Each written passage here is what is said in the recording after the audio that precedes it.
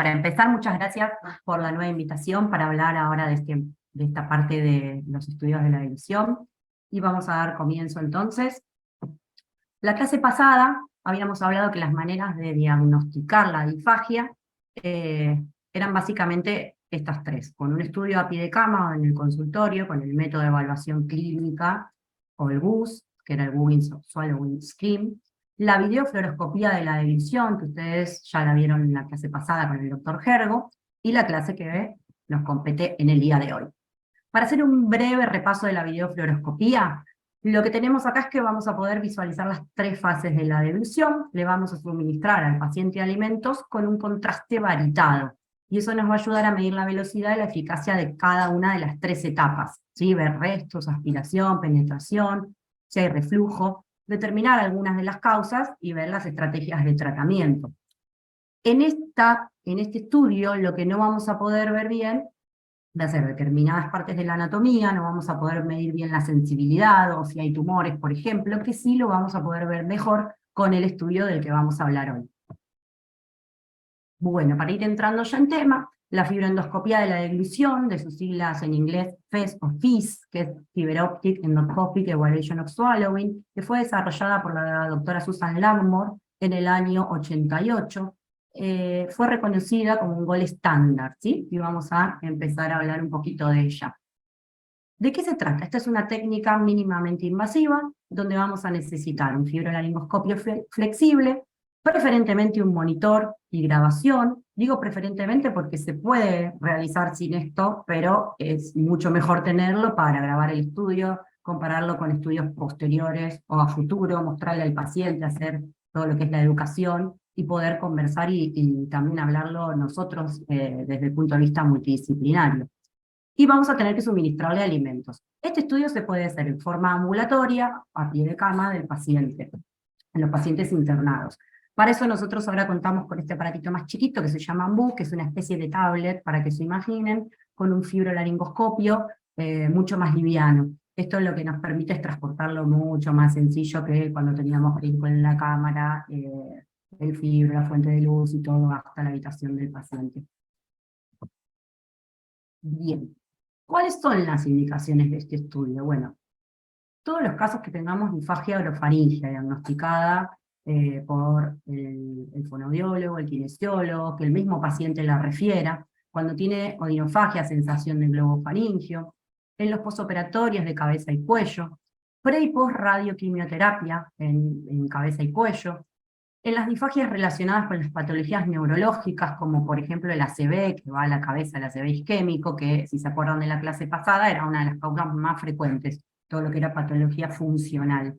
En infecciones de la vía aérea inferior a repetición, cuando hay neumonías a repetición hay que sospechar de que sean neumonías de tipo aspirativa y hay que solicitar estos estudios. En pacientes que tengan una nutrición parenteral, sea sonda nasogástrica o gastrostomía, que presentan mejoría, bueno, hay que hacer este estudio para ver si se puede descomplejizar y pasar a la vía oral nuevamente, ¿sí?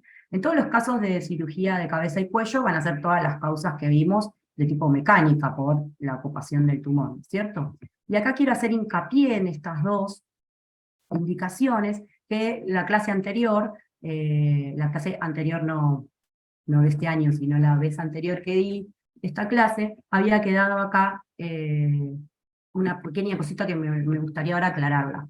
Que está muy ahora haciéndose hincapié en esto, en la disfagia como consecuencia de los rayos y de la quimioterapia.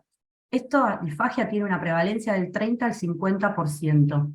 Todo va a estar empeorado, por supuesto, por la edad del paciente, con un peor estado nutricional, el estadio tumoral, o sea, mayor TNM, la localización de la irradiación, si esta es bilateral contra la unilateral, todos los tumores de la zona faríngea van a estar peores, y estas terapias van a dar complicaciones de tipo tempranas y tardías. Las complicaciones de tipo temprana son el edema, la serostomía, la mucositis, que van a traer odinofagia también y todas las consecuencias de la complicación en la formación del bolo. Y las tardías, fibrosis, que está descrita hasta entre 5 a 10 años posteriores a la radioterapia. Esto es lo que va a provocar, al haber una fibrosis, es una alteración en la elevación de la laringe, provocando la disfagia. monopolineuropatías, sobre todo en todos los pares craneales, entonces nos va a alterar la sensibilidad y la motilidad dependiendo qué par se altere, y todo lo que es la atrofia por desuso, ¿sí? Entonces antes lo que se hacía era estudiar la disfagia de estos pacientes o tratarlas una vez que esta estaba instalada, ¿sí? O sea, posterior a los rayos y la quimioterapia. Ahora ya hace unos años, ya prepandemia, desde más o menos el 2017, 2018, lo que se está estudiando es, o sea, lo que se está tratando de inculcar es el tratamiento proactivo. ¿Qué significa esto? Todas las estrategias profilácticas en un paciente que va a recibir rayos y quimioterapia, justamente para evitar que estas complicaciones aparezcan. ¿Por qué? Porque dado el avance de la tecnología, tanto de toda la radioterapia que es fraccionada, de los nuevos quimioterápicos, de los tratamientos hormonales, de los anticuerpos monoclonales, etcétera, lo que hicieron fueron prolongar la expectativa de vida de estos pacientes, ¿sí? Que antes era muy poquito, o sea, a los 5 años teníamos una expectativa, un promedio más o menos de un 30 a un 50% como mucho, dependiendo del TNM, y ahora, gracias a todo esta mejoría en los tratamientos, el pronóstico de vida va a ser mucho mayor. Entonces lo que tenemos que intentar en estos casos es que tenga una mejor calidad de vida. Y lo que se hace es un estudio pre-tratamiento, rayo y quimioterapia, una evaluación clínica. Ya se empiezan a hablar de las medidas terapéuticas con el paciente, y esto se hace de una manera pasiva, es decir, son ejercicios que se le van a ir explicando de acuerdo a la cirugía o al tratamiento de rayos y quimio que vaya a recibir, para que el paciente vaya practicando y disminuir la posibilidad de esa fibrosis y empezar a tener todo el tratamiento muscular para la deglución. Y también se hacen tratamientos de tipo activos, que es con la comida. Bueno, cuando voy a comer, tragar de determinada manera, todo para hacer justamente profilaxis, ¿sí? Ahí abajo tienen uno de los artículos que está súper bien explicado, todo esto que les estoy contando. Bueno, durante la quimiorrayos, fíjense que hay una evaluación clínica semanal por parte del fono del terapista, y bueno, cada 3 a 4 semanas hacerle un estudio de dilución para ver cómo va, y post-rayo y quimios, que esto también está descrito por lo menos un mes y luego anualmente, pero fíjense que el tratamiento sigue durante muchos años posterior a este tratamiento definitivo en el caso de que sea oncológico, por esta fibrosis y polineuropatía que se instala con los años justamente. Y para darle todo una mejor calidad de vida al paciente que tiene esta patología. Ahora sí, adentrándonos más en cómo realizar este estudio, lo vamos a definir o lo vamos a explicar en 3 pasos principales. El primero es la evaluación anatomofuncional de la deglución. El segundo es la evaluación de la deglución con los alimentos. Y por último, ¿para qué sirve esto? Para adecuar las técnicas de tratamiento.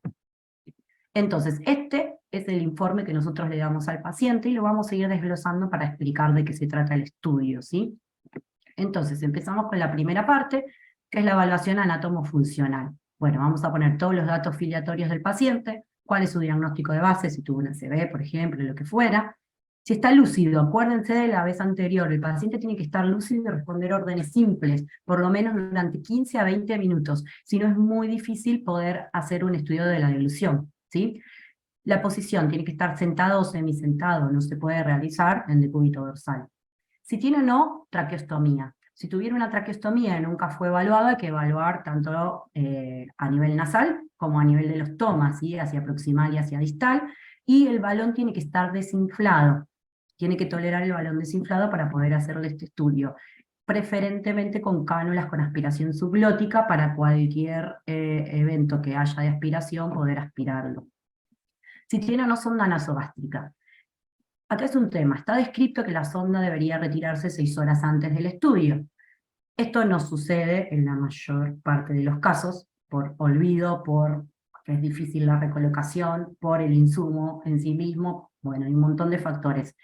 ¿Qué tenemos que tener en cuenta en estos casos? Bueno, si el paciente bajara con la sonda colocada, cuando lo evaluemos y haya alguna alteración de esa hemilaringe por donde ingresa la sonda a ese seno piriforme, bueno, lo tenemos que dejar anotado y evaluar eventualmente si la alteración está exclusivamente de ese lado, bueno, ver si convendría en ese paciente una reevaluación sin la sonda.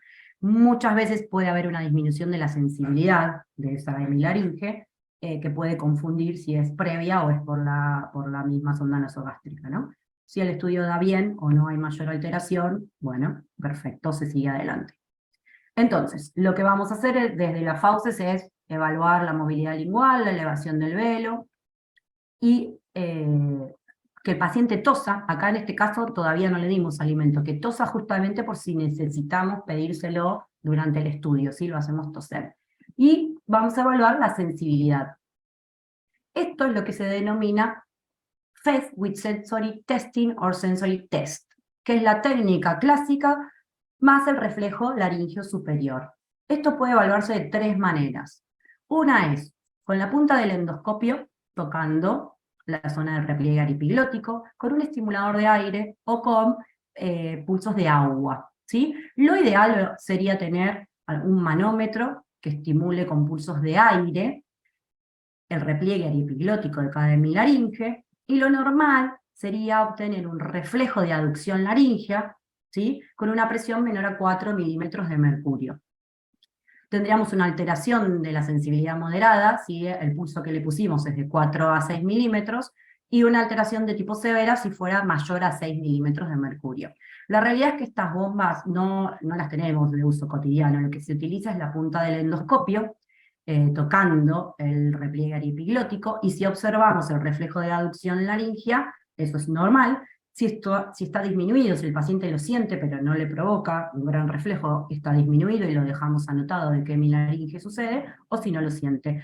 Todo esto, o sea, ¿para qué nos sirve la sensibilidad? Bueno, nos va a hablar de toda la inervación del laringio superior, toda la inervación sensitiva, y cuanto más pasos tengamos de estos alterados, más probabilidad de aspiración vamos a tener.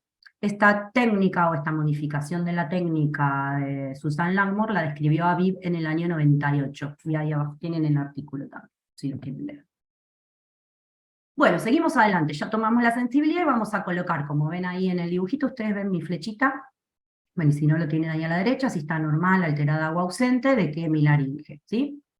Y luego vamos a ver si tenemos alguna anomalía de tipo anatómica, ¿sí? Que es lo que les contaba la otra vez, que eso es para lo que más estamos preparados, para encontrar alguna patología de tipo mecánica sería, ¿sí? Esta señora es una paciente de 91 años que empezó con disfagia, y cuando le hacemos la fibro, encontramos ahí toda esa lesión supraglótica, ¿sí? Bueno, acá la causa de la disfagia era esta, ¿sí? De cuando operamos a la paciente y pudimos, bueno, extirpar el tumor, se pudo sacar en su totalidad. Ven que es una señora muy grande, 91 años. La lesión ya no estaba, se solucionó su problema de dilución. Ahí la dilución en realidad estaba resuelta, pero bueno, tuvo que seguir después un tratamiento porque dio carcinoma epidérmico. Bien. Entonces, ya evaluamos la sensibilidad y si hay alguna alteración anatómica. ¿Qué tenemos que evaluar ahora? La acumulación de secreciones, ¿sí? Del grado 1 al 4, o del 0 al 3, depende de la escala que leamos o el libro donde lo encontremos, pero es lo mismo, que son las escalas de secreciones que también describió Langmore, donde lo normal es una mucosa húmeda. Un grado 1 es un acúmulo por fuera del vestíbulo laríngeo, que ahí tienen en el gráfico en la explicación.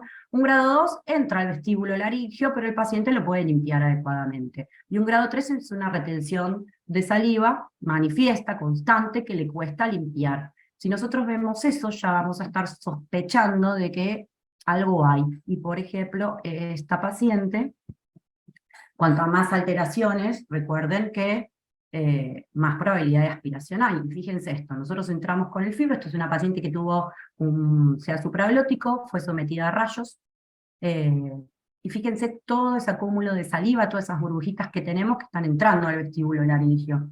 Esta paciente tenía una gastrostomía, y no quería saber nada con la gastrostomía, se la quería sacar, y no podía entender que se estaba aspirando y que era peligroso para ella. En este caso lo que se puede realizar es eso que ven ahí, ven que está un poquito más azul. Bueno, eso se denomina trago en seco de colorante azul. ¿Ven cómo está ingresando en la vía aérea? ¿Sí? Ahí se ve bien. ¿Esto para qué lo hacemos? En este caso no le dimos alimentación porque ya sabíamos que se estaba aspirando.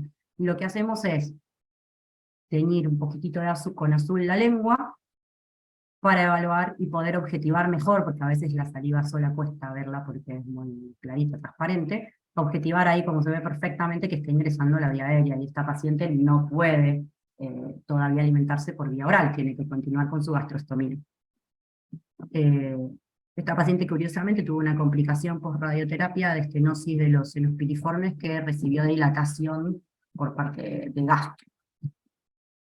Bueno, vamos a la segunda etapa, que ya es la evaluación de la deglución con la oferta de los alimentos. ¿Qué alimentos vamos a usar? De más fácil a más difícil masticación.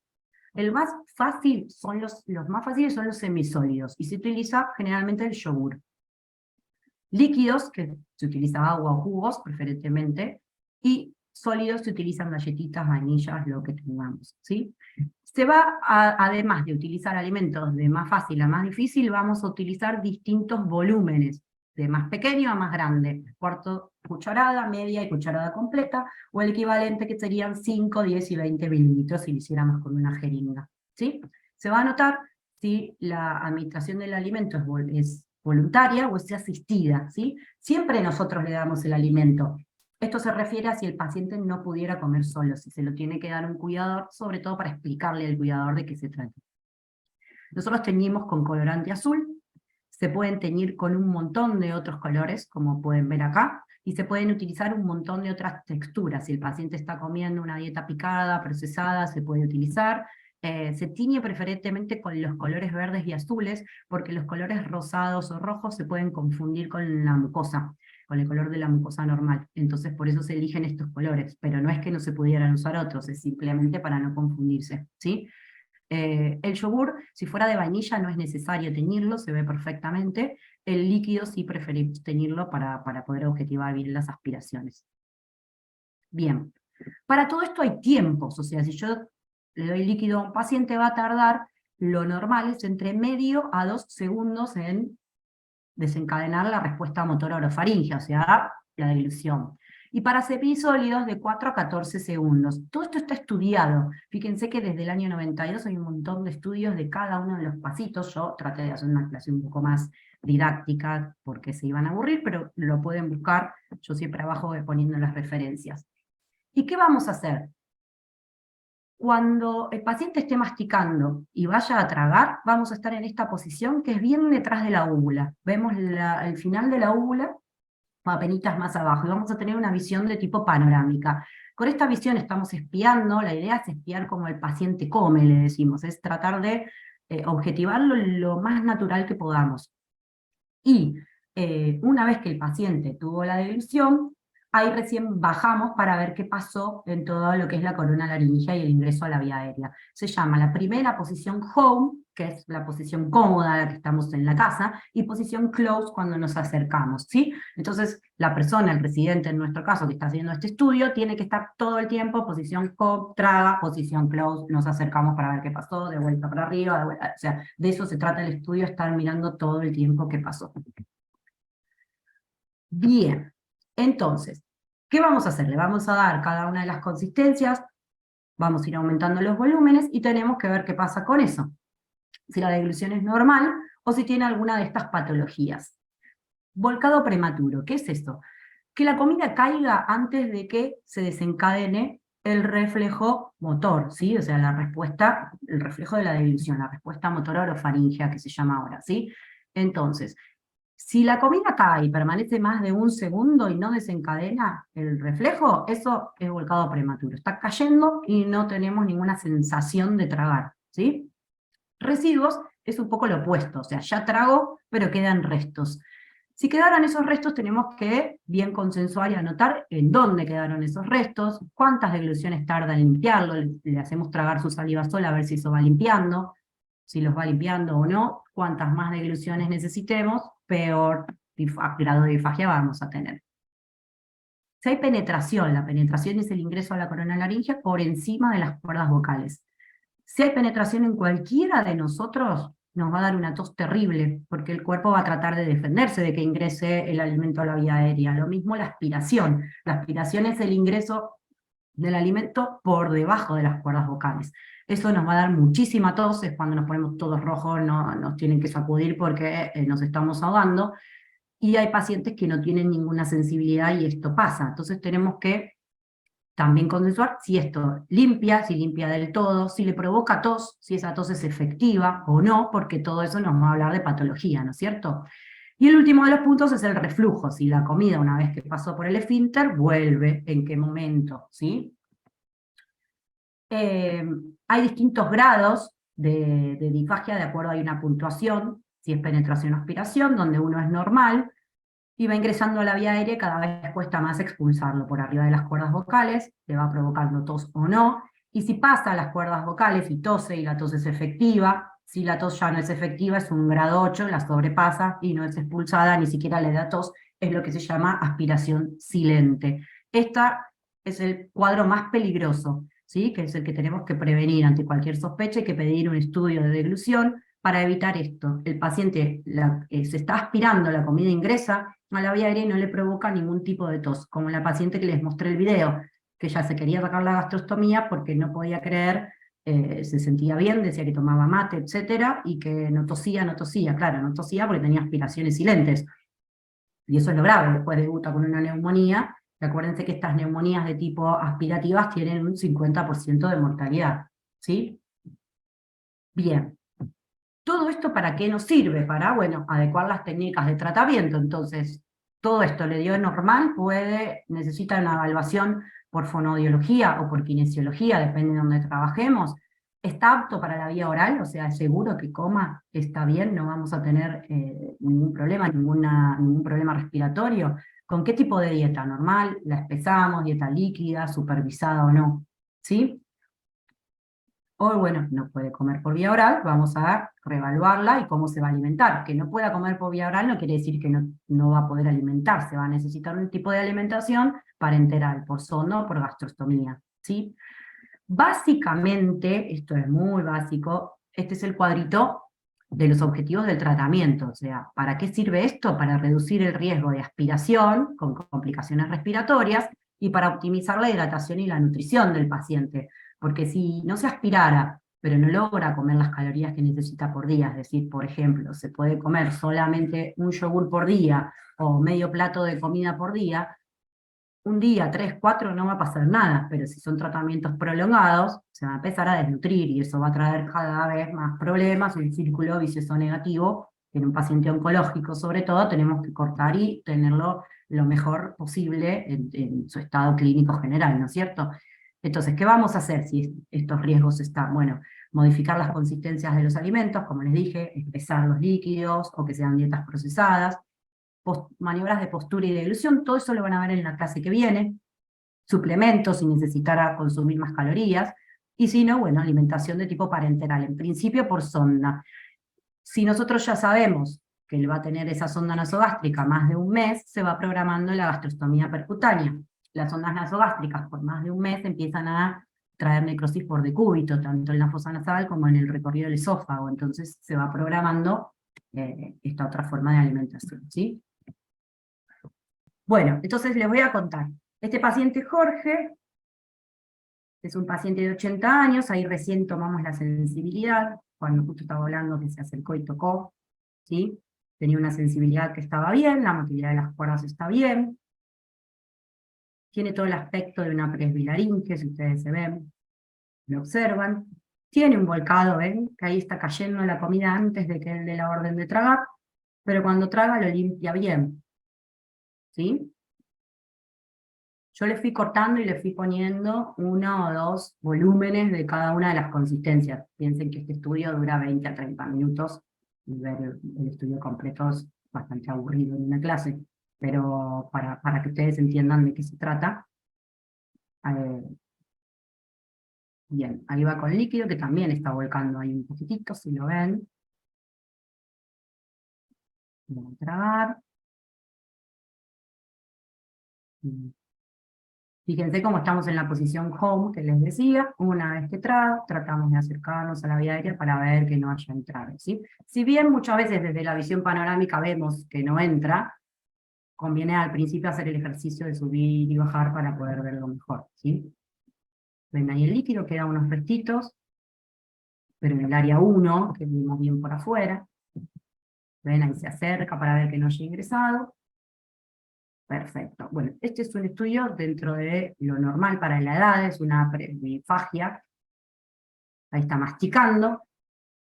¿Por qué les dejé esta parte? Porque si bien la fase oral no la vemos tanto como en una videofluoroscopía, fíjense que si yo no les contara, ustedes se dan cuenta que este paciente estaba masticando en ese momento, y además cuando le estoy haciendo la fibra yo estoy viendo que está masticando, entonces la fase oral también la podemos evaluar. Y ahí tragó y no quedó absolutamente ningún resto, ¿sí? Entonces este es un estudio que está dentro de lo normal para la edad del paciente, ¿sí? Porque tiene un poquito de volcado, por su parte neurológica está bien, por su edad.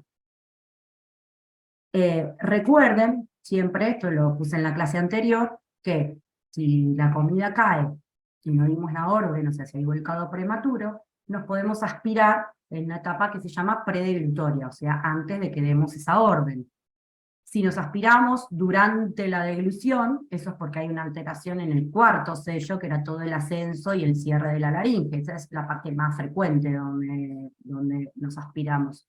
Y postdeglutoria es un poco menos frecuente, que puede ser por residuos o por el reflujo también, ¿sí? Lo más frecuente es por residuos. Ahí tienen, para repasar los sellos que vimos la otra vez. Y esta es la microbiología de las aspiraciones. Fíjense que son gérmenes gram negativos, tenemos todos los gérmenes de la boca, entonces son neumonías muy graves. Son neumonías, además de todos los gérmenes que hay anaerobios y gram negativos, toda la neumonía tipo química que provoca también el ingreso de alimentos en el pulmón, ¿sí? Bien, yo tengo el machetito con la edad de los pacientes. Este es un paciente, Rogelio, que tiene como antecedente un ACV hemorrágico del lado derecho. Si ustedes se fijan, cuando acercamos el fibro, tiene un cierre glótico un poquito arqueado porque había estado intubado, hacía 15 días del ACV hemorrágico, no requirió traqueo, pero están un poquito arqueadas, no cierran completamente las cuerdas cuando fona. Tiene la sensibilidad disminuida de forma bilateral, él ahí lo sintió, pero no le desencadenó tanto reflejo como al paciente anterior. Bien, ahí nos ponemos en una posición más cómoda para el paciente, para que no le moleste el fibroscopio, y vamos a empezar con la ingesta primero de semisólidos. Ese es el yogur, que en este caso está sin teñir, fíjense que se ve perfecto, de color blanco se ve bien, si fuera de frutilla, perdón, que es rosado, ahí lo teñimos para que no se confunda un poquito con el resto de la laringe. Y vamos a ver ahora qué pasa con los líquidos.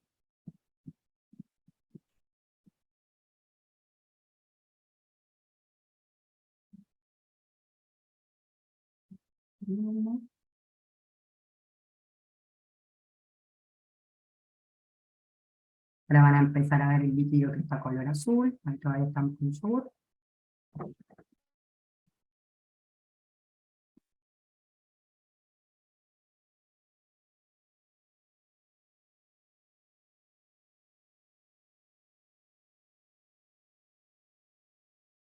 Bien. Empieza a bajar, bien indicado. Y fíjense qué pasa ahora, para que vean la diferencia con el anterior.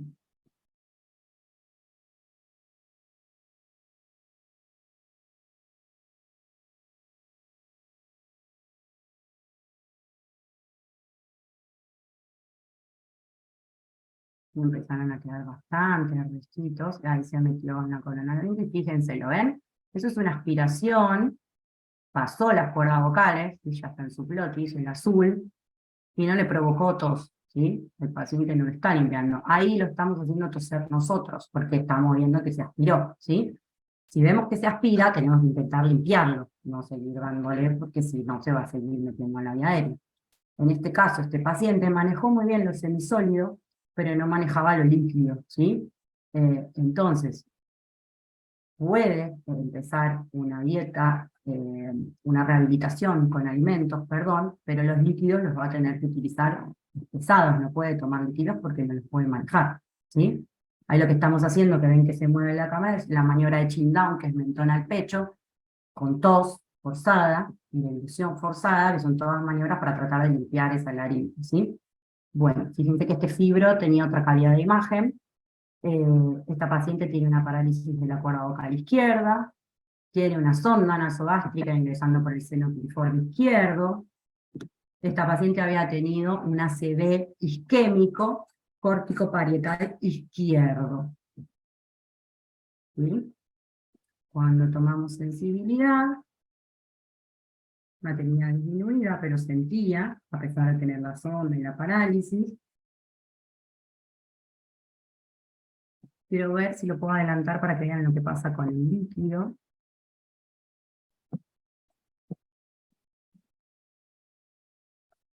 Lo adelanté un poquito, lo semisólido lo podía manejar bien, y ahí empieza a bajar el líquido.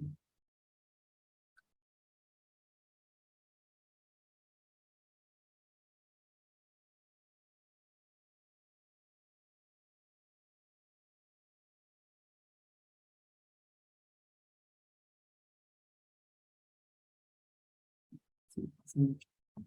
Bueno, esta paciente, a diferencia del paciente anterior, con los líquidos se aspiró, pero le provocó una tos tal, o sea, un reflejo positivo, que limpió la vía aérea sola, espontáneamente, que es lo que tiene que suceder, ¿sí? Entonces, si bien hay que espesar los líquidos también, acá ya estamos con sólido. No quise adelantar, y no adelanté demasiado. Que eso es lo que tiene que pasar, o sea, no tiene que ingresar, y si llegó a ingresar, tiene que poder limpiarlo, a diferencia del paciente anterior, ¿sí?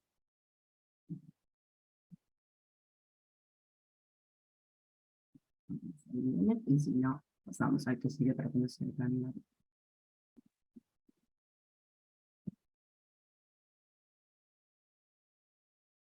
Y ahí está tosiendo, ¿eh? Ingresó un poquito, fíjense la cara de la ninja de la epiglotis estaba tenida, y ahí tosió todo ese tembleque que está tosiendo para limpiarlo, ¿sí? Bien.